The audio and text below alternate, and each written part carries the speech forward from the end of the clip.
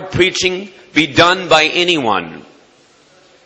As such, it would behoove any aspiring preacher who wants to realize his or her highest preaching potential to go to that end, even if it demands a concentrated, purposeful dedication of considerable time and energy in this lifetime to preparatory Antaranga Bhajan with that long-term aim in view.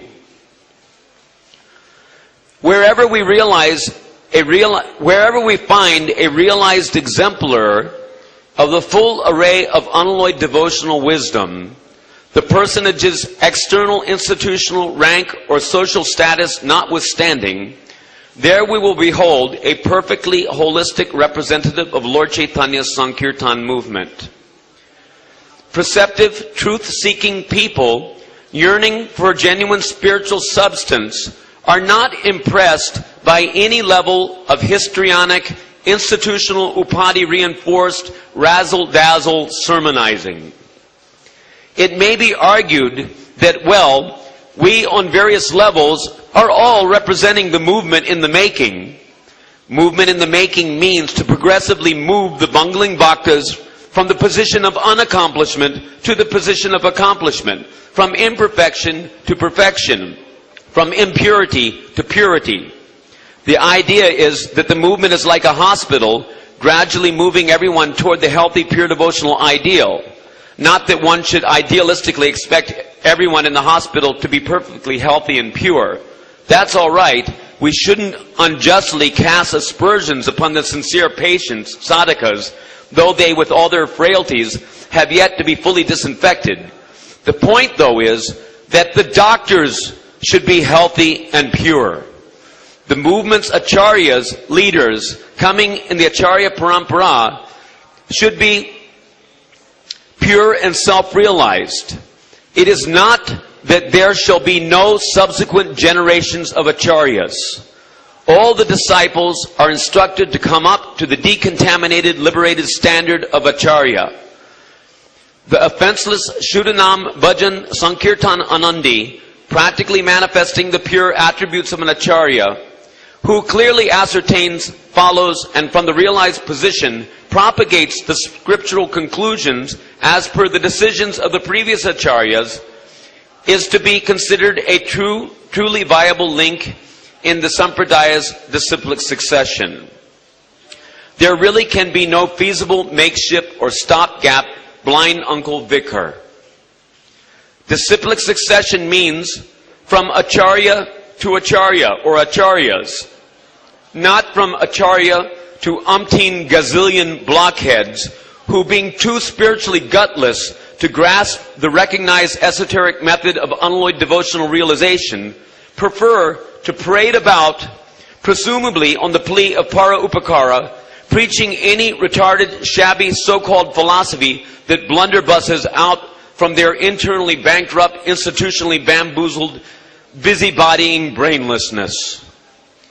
Just as the series of crystal clear lenses of a telescope brings a distant image within the purview of our eyes, in the same way, a Sampradaya's transcendental heritage is brought into the scope of our understanding through a transparent medium, a chain of pure and spiritually potent representatives of the Acharya Parampara. Dusty, foggy, flawed, warped, or impotent lenses will not do. A chain of lenses is as clear and reliable as its faultiest lens. To act as transparent medium means to allow others to clearly perceive the distending radiance of the Bhagavad Siddhanta by purely exemplifying the perfect application of the principles of Bhagavad Dharma as per Sambandha Abhideya Prayojan Vichar on the basis of scriptural evidence and personal attainment. Acharya in the Gaudiya line really means one who is fully Krishna conscious, who purely teaches the path of unalloyed devotional conduct, both external and internal, by personally imbibing and practically demonstrating the unalloyed, unconditional, loving, devotional ideals of the Brajvasis. Whether a Nitya Siddha avatar appears in this world as an Acharya, or a Sadhan Siddha, having attained perfection in a previous life, is reborn by the will of the Lord to act as Acharya in the service of the Sampradaya, or one or more individuals in the present life gain the spiritual fitness to exemplify the principles of Braja Prema Dharma for the benefit of others, the role of Sampradayak Acharya is not a matter of institutional rubber stamping. There's no question of institutional rubber stamping. The rubber stamping of gurus is in fact quite against the principles of Sampradaya. It indicates neither purity nor high caliber Krishna consciousness. There actually has to be purity. And where there is purity coupled with realized Siddhanta-based Ragmaya, unalloyed devotional expression, rubber stamping or no rubber stamping, there we may hope to see the actual current of the Sampradaya. No amount of institutional legislation has ever in the past ensured that the budding disciples will not get any other than Sadguru. Nor does such presently offer any reasonable assurance to that effect, nor can such ever feasibly promise a foolproof approach to Sadguru in the future. Glaring testimony of this statement rests in the much less than unblemished post-founder Acharya institutional track record. What more need be said? One gets Sadguru by the grace of God. Having accumulated suitable sukriti by lifetimes of inadvertent contact with agents of bhakti, a fortunate jiva becomes inclined toward the service of the Absolute.